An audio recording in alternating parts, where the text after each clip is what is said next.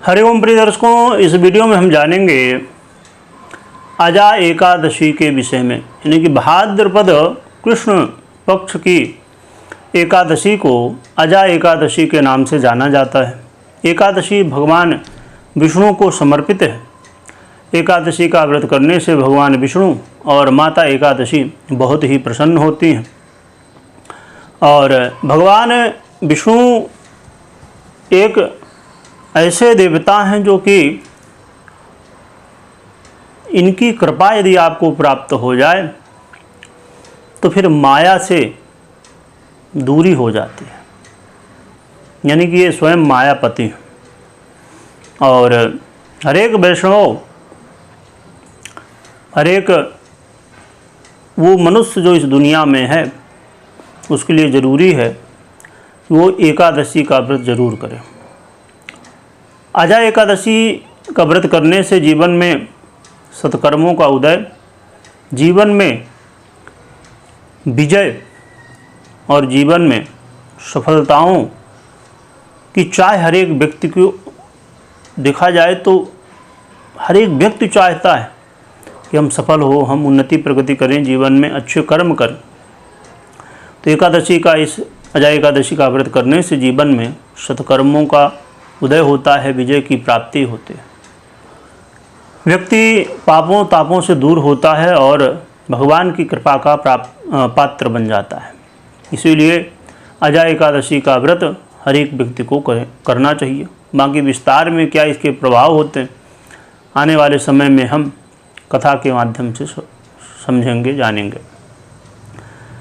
भाद्रपद की ये जो अजा एकादशी है 2025 में कब की जाएगी, क्या इसकी विधि होती है, सभी कुछ जानेंगे। देखा जाए तो अजा एकादशी 2025 में 18 तारीख यानी कि 18 अगस्त को शाम को 5:21 से शुरू हो जाएगी और 19 तारीख मंगलवार को, 19 अगस्त मंगलवार को दोपहर में 3:31 तक ये एकादशी रहेगी। उदयातिथि के अनुसार 19 तारीख मंगलवार को ही अजा एकादशी का व्रत किया जाएगा, परंतु इसके जो नियम हैं वो 10 तारीख से ही 10 तारीख यानी कि 10वीं से ही प्रारंभ हो जाते हैं। तो आपको 18 तारीख से ही इसके नियमों का पालन करना चाहिए। क्या क्या इसके नियम हैं, क्या पूजा विधि है, ये भी समझ लेते हैं। एकादशी का व्रत के जो नियम है वो कई हैं, उसमें से जो आपकी शक्ति हो, आपकी श्रद्धा हो, समर्थ हो, उसके अनुसार आपको करना चाहिए। सबसे पहला नियम है कि आप 10वीं के दिन मध्याह्न का यानी दोपहर का भोजन कर लें, उसके बाद संध्या काल यानी रात्रि का भोजन ना करें और रात्रि का भोजन का त्याग कर और फिर आप एकादशी को व्रत रखें और द्वादशी को फिर पारण करें बिना अन्न जल के। इसे निर्जला व्रत कहा जाता है। यदि आपकी सामर्थ्य ना हो तो आप मात्र जल ही ले लें, है ना, 10वीं से लेके द्वादशी तक का ये जो नियम है। यदि ये भी ना संभव हो तो फिर आप एकादशी के दिन ही व्रत धारण करें। सुबह प्रातः काल यानी कि जितना जल्दी हो सके, ब्रह्म मुहूर्त में उठ सके तो बहुत ही बढ़िया, उठ के स्नान आदि से निवृत्त हो जाइए और फिर भगवान का पूजन करिए। संकल्प करिए कि आज आप व्रत कर रहे हैं, भगवान की कृपा से आपका व्रत अच्छे से हो पाए और भगवान की कृपा प्राप्त हो पाए।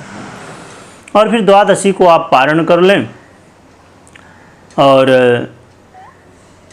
इसके अलावा यदि ये भी नहीं हो सकता तो फिर ऐसी स्थिति में आप एकादशी को व्रत रखें और फिर सूर्य अस्त के बाद पारण कर सकते हैं।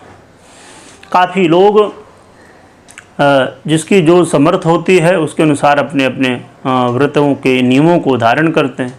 ज़्यादातर लोग एकादशी को व्रत रखते हैं, द्वादशी को पारण करते हैं और इसमें से कुछ लोग ऐसे होते हैं जो कि 10वीं ये एकादशी की ही संध्या के बाद फिर पारण कर लेते हैं, सूर्य के बाद पारण कर लेते हैं। रही बात कि जो लोग द्वादशी को पारण करते हैं, जो कि ज़्यादातर नियम है, तो आप सुबह 6 बज के यानी कि 19 तारीख को व्रत रखेंगे। 20 तारीख बुधवार को आप सुबह 6:52 से लेके 8:30 के मध्य में अपना पारण कर सकते हैं, व्रत खोल सकते हैं। व्रत खोलने के लिए भगवान का चरणामृत, तुलसी, चावल इत्यादि ग्रहण करके और फिर कर सकते हैं। तो अब ये समझते हैं कि पूजा कैसे करें। तो पूजा करने की विधि पंचोपचार, दशोपचार, षोडशोपचार या राजोपचार कर सकते हैं, परंतु साधारणता जो विधि है, विधि ये होती है कि भगवान को स्नान कराएं। स्नान करा के उनको, मेरी फ़ोटो है, आप ये मूर्ति है, फ़ोटो है तो पोंछ दें, और फिर स्नान के बाद भगवान को वस्त्र इत्यादि जो हो तो वो चढ़ाएं, पहना दें, फिर तिलक कर दें, है ना। और तिलक करने के बाद भगवान को आपने हार, फूल, माला जो लाई है वो चढ़ा दें, तुलसी आप चढ़ा दें, और फिर आपने जो भोग के लिए व्यवस्था की है तो भोग लगा दें।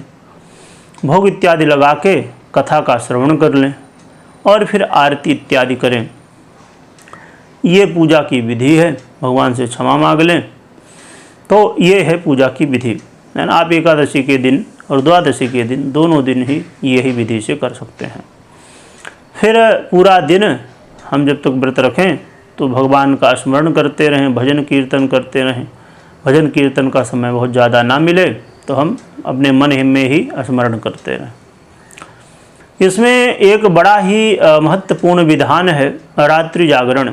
रात्रि जागरण इतना महत्वपूर्ण है कि हम जो भी जिस विधि से व्रत रखते हैं, हमने जैसे विधि समझी अलग अलग, तो जो भी विधि से आप रखते हैं अपने सामर्थ्य के अनुसार, तो उसमें जो पुण्य है मिलना है आपको, उसका आधा पुण्य हमें नहीं मिलता जब हम रात्रि जागरण नहीं करते। यानी कि जो भी पुण्य मिलना है उसका आधा पुण्य तो रात्रि जागरण से ही मिलता है। यदि संभव हो आपके लिए तो वो भी आप कर सकते हैं। फिर द्वादशी के दिन इसी तरह हमने जो पूजा की विधि समझी साधारणता, तो उस तरह करके आप ज़्यादा करें, दशोपचार, षोडशोपचार, राजोपचार करें तो आपकी सामर्थ्य है। तो ऐसे ही फिर प्रातःकाल जो है तो भगवान का पूजन करके, और फिर यदि आपकी व्यवस्था है तो ब्राह्मणों को भोजन करा के, और फिर जो है तो दान पुण्य इत्यादि करने के बाद आप भी अपना पारण इत्यादि कर सकते हैं। परंतु यदि सामर्थ्य ना हो ब्राह्मण भोजन कराने की तो कच्चा सीधा का दान कर दें। ज़्यादा ना व्यवस्था हो तो जो भी आपकी व्यवस्था हो, पैसा ही हो थोड़ा बहुत, या जो भी जैसे भी आपकी व्यवस्था हो, थोड़ा बहुत दान पुण्य कर दें, और फिर अपना पारण इत्यादि हमने जो समय समझा उसके अनुसार कर सकते हैं। कई बार ऐसा भी होता है कि अब समझिए जैसे सुबह सुबह का समय है ना, तो कई बार यदि ब्राह्मण नहीं मिल रहे हैं तो फिर आप गरीबों को भी कुछ दे सकते हैं। वो भी नहीं हो पा रहा तो अपने घर में ही सीधा इत्यादि, क्योंकि हमारी माताएं बहनें हैं, सुबह सुबह भोजन इत्यादि, घर की व्यवस्था इत्यादि में भी जो है तो ध्यान देना पड़ता है। तो ऐसे में आप सीधा इत्यादि या जो भी दान पुण्य करना हो वो निकाल के रख दीजिए, फिर अपना जो है तो पारण इत्यादि करके फिर जब समय मिले उस समय कर दीजिए। पहले कर सके तो बहुत अच्छी बात है, नहीं तो फिर ऐसा।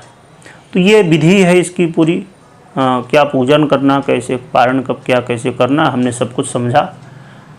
तो इसी तरह की जानकारी आपको इस चैनल में मिलती है तो जुड़े रहिए और जानकारी आपको मिलती रहेगी।